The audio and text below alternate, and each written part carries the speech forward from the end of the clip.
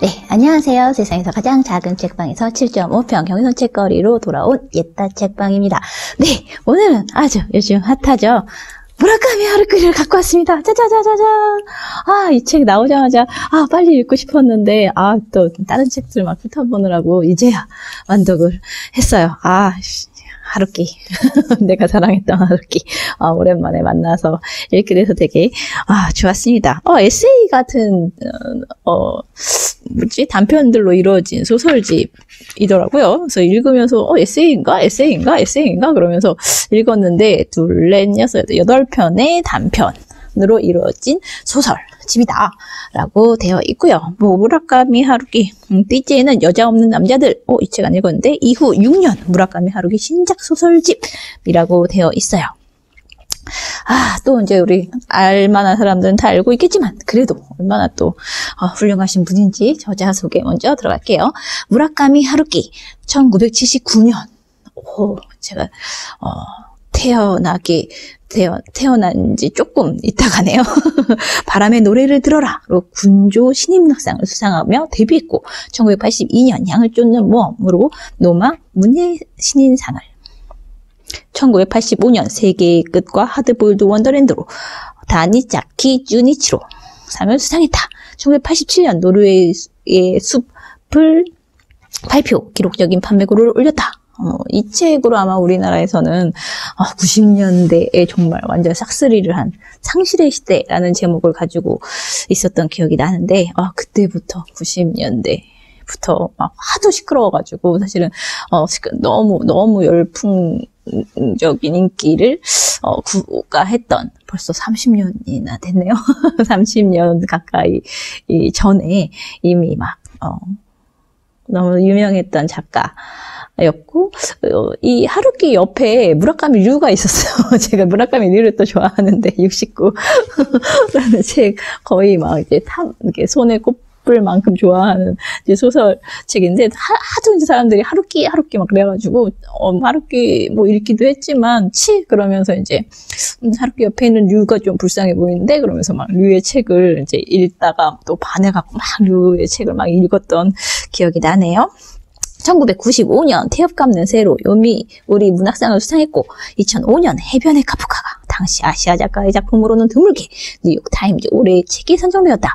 2009년에는 애프터 다크 이후 5년 만에 발표한 장편소설 이거 어떻게 읽어요? 1Q84? 이거는 안 읽어봤어요. 가 출간되자마자 한일 양국의 서점가를 점령하며 또다시 밀리언셀러가 되었다. 그의 작품들은 세계 50여 개 이상의 언어로 출간되어 베스트셀러가 되었다. 2006년 엘프리데 옐리네크와 헤럴드 핀터 등의 노벨 문학상 수상자들이 받는 체코의 프란츠 카프카상을, 2009년 이스라엘 최고의 문학상인 예루살렘상을, 2016년 한스 크리스티안 안데르센 문학상까지 수상하며 문학적 성취를 인정받았다. 엄청난 사람이죠. 저는 하루키 에세이를 더 좋아하는데, 내가 달리기를 할 때 내가 정말 하고 싶은 이야기라는 책도 소개해 드린 적 있잖아요. 그래서, 그렇게 하루하루 한 땀 한 땀 자기 루틴을 가지고 꾸준히 뭔가를 이렇게 이뤄나가는 사람들이 갖는 힘, 요즘 우리나라, 이슬아 작가 같은 그런 작가가 앞으로 한 50여 년은 또 이렇게 살 텐데, 이후엔 또 어떤 작업들을 해낼까? 뭐 이런 생각들을 하면은 막 이렇게 우러러보게 되는데, 난 이제 앞으로 한 30-40년 남았는데, 30-40년 동안 뭐라도 좀 꾸준히 하면, 이 반에 반이라도 좀 쫓아갈 수 있을까? 뭐 이런 생각들도, 하고 그래요. 네, 뒷표지로 보겠습니다. 뒷표지, 띠지를 먼저 볼까요? 1인칭 단수란 세계의 한 조각을 드러낸 혼눈이다. 그러나 그 단편이 늘어날수록 혼눈은 한없이 서로 얽힌 겹눈이 된다. 그리고 그곳에서 나는 이미 내가 아니고 나도 이미 내가 아니다. 또한 그렇다. 당신도 더 이상 당신이 아니게 된다. 예, 사회과학 강독회 같은 거 이렇게 하고 그러면서 이제 한나 아렌트를 읽었었던 읽었었는데 거기서 in between 사람과 사람, 그러니까 무엇과 무엇 사이를 이렇게 이야기할 때 in between이라고 하잖아요. 아, 사람은 사람과 사람 사이에 놓인 존재구나라는 것들을 그때 이제 딱 이렇게 깨달았었는데 그런 말씀을 하시는 것 같아요. 그곳에서는 무슨 일이 일어나고 또 무슨 일이 일어나지 않을까? 1인칭 단수의 세계에 오신 것을 환영합니다 하면서 무라카미 하루키가 한 이야기를 적어놓고 있고요. 뒤에 어떤 글을 뽑아 놓았냐면 기억이란 때때로 내게 가장 귀중한 감정적 자산 중 하나가 되었고 살아가기 위한 실마리가 되기도 했다. 가장 개인적인, 가장 보편적인 기억과 기록의 주인공 나라는 소우주를 탐색하는 8갈래의 이야기라고 되어 있네요. 본문에서는 이런 글을 가져왔어요. 그것들은 사사로운 내 인생에서 일어난 한 쌍의 작은 사건에 지나지 않는다. 지금 와서 보면 약간 길을 돌아간 정도의 에피소드다. 만약 그런 일이 일어나지 않았다 해도 내 인생은 지금과 별반 다르지 않을 것이다. 하지만 그 기억들은 어느 날 아마도 멀고 긴 통로를 지나 내가 있는 곳을 찾아온다. 그리고 내 마음을 신기할 정도로 강하게 뒤흔든다. 숲의 나뭇잎을 휘감아 올리고 억새밭을 한꺼번에 눕혀버리고 집집의 문을 거세게 두드리고 지나가는 가을 끄트머리의 밤바람처럼 이라는 문장을 본문에서 꺼내왔어요. 제가 이렇게 많은 태그를 붙였는데 이 문장은 들어있지 않네요. 되게 흥미로운 정말 이야기들이 8편이나 있어요. 아주 읽는 맛이 뚝뚝한데 지난주에 이제 조카가 이제 시험 본다고 실기 시험을 볼 일이 있어가지고 이제 호캉스를 해봤습니다, 저도. 천안으로, 안산으로 이렇게 와놨다. 이제 2박 3일 동안 이제 여행하면서 이 책하고 이제 자크 랑시에르가 쓴 책, 오랫동안 이제 기다려왔던 책이다라는 이제 선생님도 한 분 계시고, 그래서 이제 프롤레타리아의 밤이라는 책 2권을 놓고서 이제 2박 3일 동안 이제 내가 시험을 보는 건 아니니까 보호자로 이제 쫓아다니면서 이제 중간중간 심심하면 읽어야지. 그랬다가 이제 그 책은 좀 두껍거든요. 그래서 그 책은 못 읽고 이 책은 단편이어서 중간중간 이제 끊어 읽기도 되게 좋고 그래서 결국 무라카미류의 승으로 됐는데 호캉스는 왜들 그렇게 좋아하는지 모르겠어요. 천안의 한 곳에 갔을 때는 여기 보통 언제부터 이렇게 체크인을 하나요? 이렇게 물어봤더니 3시부터 하는데 요즘에 바캉스가 또 유행이라고 그래요. 그래서 아침 8시에 와서 낮에 오후 저녁 낮에 이렇게 또 나가는 그런 손님들도 있고 그렇다 뭐 그런 얘기들을 하더라고요. 그래서 코로나 때문에 또 서비스가 그렇게 훌륭하진 않았지만 어쨌든 뭐 이렇게 집에서도 읽고 카페에서도 읽고 다 할 수 있는 걸 왜 굳이 호텔까지 와서 이럴까? 뭐 대단한 게 있는 것도 아닌데 뭐 이런 생각들을 하면서 책을 읽었습니다. 근데 호텔방하고 하루키는 되게 잘 어울리는 것 같다는 생각도 또 했어요. 그래서 기념으로 이제 침대 위에서 이렇게 끄적거리기도 하고 하면서 찍은 이렇게 사진도 하나 있는데 그것도 나중에 올려드릴게요. 이 책을 사면서는 짜잔 이런 굿즈가 따라왔어요. 다이어리였는데 너무 신기하게 책을 주문을 했더니 이제 나오자마자 너무 이렇게 어쨌든 빨리 읽고 싶으니까 일단 이렇게 사놔야지. 그래갖고 이제 딱 어떤 책인지 일단 내가 보고 많이 주문할지 말지를 결정하겠어. 그러면서 이제 딱 해놨는데 이게 같이 와가지고 이거 살 때마다 계속 주나? 그래갖고 다음에 또 신청했더니 그 다음부터는 안 주는 거예요. 그래서 처음 주문했을 때만 주나? 이게 딱 있을 때만 주나 보다. 막 이런 생각을 하면서 했는데, 이렇게, 다이어리예요 1월 1일부터. 12월에 책을 샀는데, 1월 1일부터 이제 럼버링이 돼 있어가지고, 1월 2일부터 뭔가를 써야 되겠다. 막 이렇게 생각을 하고 있었는데, 결국, 이걸 써야지라고 보니까 이미 1월 25일이 되어 있더라고요. 그래서, 일기야, 이제 페이스북에도 쓰고, 여기저기 끄적여 놓으니까, 이 다이어리의 용도는 뭘로 할까 하다가, 문장 채집용으로 써야 되겠다. 그래갖고, 여기서 이제 태그 해놨던 그런 문장들도 여기다 이제 다 집어 넣어놓고, 하루하루 책방에서 읽은 책들, 이런저런 것들, 이렇게 쓰려면 어쨌든 이게 있어야 되니까, 그래서 차곡차곡 한번 모아놔 보면 또 이제 올해 말이 되면 이 한 권에 내가 채집한 문장들로 가득 차지 않을까 이런 생각을 하면서 네 하루키 여러모로 도움이 쓸만한 작가인 것 같아요. 79년에 데뷔를 했고 한 30살인가 29인가에 첫 소설을 냈다고 그랬으니까 60년생인가? 50년생인가? 50년생이면은 70, 이제 7순을 넘어서 작가시네요. 네, 그렇습니다. 여기엔 되게 흥미로운 그런 작품들이 되게 많았는데, 어떤 건 되게 자기계발서 같다는 생각이 들기도 하고, 야구 되게 좋아하시잖아요. 그래서 야쿠르트 스와로즈를 보면서 자기가 한때 시집도 썼다 하면서 300권인가 밖에 요즘 말로 하면 독립출판처럼 자기가 찍어내가지고 이제 이렇게 했는데 역시나 뭐 이렇게 팔리지는 않고 500권을 했다고 했다. 한 300권 정도 팔리고 200권은 자기가 아는 사람들한테 이렇게 막 나눠줬는데 그때는 자기가 이제 막 이렇게 알려지기 전이니까 사람들이 뭐 이런 시집 다 있나 말했는데 지금은 이제 막 되게 값이 뛰어가지고 그때 많이 찍어놨 놓을 걸 뭐 이런 에피소드도 들어가 있고 그래요. 그래서 되게 혼란스러웠어요. 이게 이게 에세이 아니야? 막 이런 생각들도 막 들고 그랬었고 태그를 조금 살펴보면 문장들만 봐도 뭐 내용이야 뭐 그냥 쭉 읽어보시면 될 테니까 지금 방금 시간을 좀 봤어요. 여기 7시까지는 이렇게 나가줘야 돼서 문도 못 여는데 다음 퇴근 시간이어가지고 그거 넘기면 안 되거든요. 한번 제가 붙인 태그들을 쭉 그냥 읽어드리면서 마무리를 해도 좋을 것 같아요. 돌베개라는 단편이 있는데 여기서 그런 사람을 좋아한다는 건 보험 적용이 안 되는 정신질환이랑 비슷해. 뭐 이런 문장.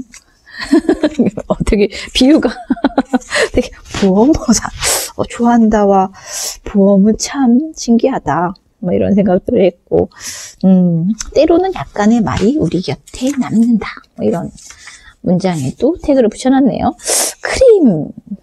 크림이라는 단편에서는 되게 이상한 흥미로운 노인이 또 나오는데 노인과의 대화에서 얻은 이야기를 이렇게 계속 이제 복기하면서 어떻게 살아갈지 뭐 이런 것들에 대한 상들을 잡았던 것 같아요. 노인이 말했다. 알겠나?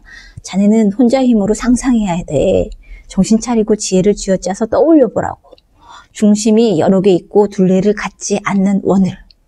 그렇게 진지하게 피나는 노력을 하고서야 비로소 조금씩 어떤 것이든 보이거든. 어려울 것 같은데요. 내가 말했다. 당연하지. 노인은 무슨 단단한 것이라도 뱉어내듯이 말했다. 이 세상에 어떤 가치가 있는 것이고 간단히 얻을 수 있는 게 하나라도 있는가? 그러고는 행을 바꾸듯 간결하게 헛기침을 한번 했다. 그래도 말이야. 시간을 쏟고 공을 들여 그 간단치 않은 일을 이루어내고 나면 그것이 고스란히 인생의 크림이 되거든. 크림? 프랑스어로 크렘 들라 크렘이라는 말이 있는데 아나? 모른다고 나는 말했다. 프랑스어 같은 것은 전혀 모른다. 크림 중에 크림이지. 최고로 좋은 것이란 뜻이야. 인생에서 가장 중요한 에센스. 그게 크렘 들라 크렘이야. 알겠나? 나머지는 죄다 하찮고 시시할 뿐이지. 이런 이야기들을 이제 나중에 후배라고 해야 되나? 이렇게 친한 동생하고 또 이야기를 나누면서 자기 스스로 또 얘기를 해요. 내가 말한다. 우리 인생에는 가끔 그런 일이 일어나. 설명이 안 되고 이치에도 맞지 않는. 그렇지만 마음만은 지독히 흐트러지는 사건이. 그럴 때는 아무 생각 말고 고민도 하지 말고 그저 눈을 감고 지나가게 두는 수밖에 없지 않을까? 커다란 파도 밑을 빠져나갈 때처럼. 뭐 이런 이야기들이 나오고. 마지막에 또 노인 이야기를 이렇게 또 상기시키면서 끝나요. 자네 머리는 말일세. 어려운 걸 생각하라고 있는 거야. 모르는 걸 어떻게든 알아내고 있는 거라고. 이게 머리는 뭐 장식으로 다니고 다니냐 뭐 이런 이야기들을 많은데 이렇게 말하는 것도 괜찮네 뭐 이런 생각이 들었던 것 같아요. 그것이 고스란히 인생의 크림이 되거든. 나머지는 죄다 하찮고 시시할 뿐이지. 하찮고 시시할. 백발의 노인은 그렇게 말했다. 가을이 끝나가는 흐린 일요일 오후 고베의 산 위에서. 그때 나는 작고 빨간 꽃다발을 들고 있었다. 그리고 지금도 여전히 무슨 일이 있을 때마다 나는 그 특별한 원에 대해 혹은 하찮고 시시한 것에 대해 그리고 또 내 안에 있을 특별한 크림에 대해 곰곰이 생각해 보게 되는 것이다. 이런 이야기도 나와요. 오, 유일하게 찰리 파커 플레이스 보사노바에 대한 거에서는 태그가 없네요. 미드 비틀즈에는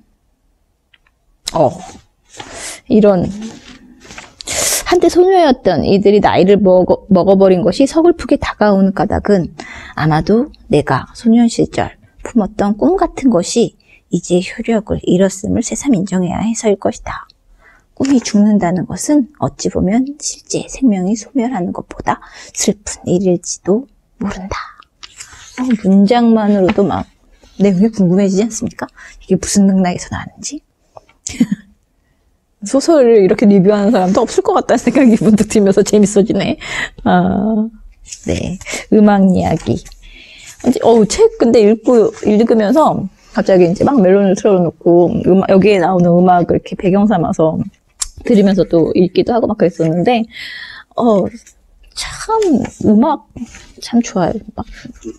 이렇게 막 책 읽다 보면 이 속에서 묘사된 것들을 막 하고 싶어지잖아요. 막 야구장에 가보고 싶어지기도 하고, 막, 그런데, 여기 또 의미 없는 질문에 대한 정의가 나와요. 의미 없는 질문이란 답의 옳고 그름을 논리적으로 판정하기 힘든 혹은 판정할 수 없는 질문을 말한다.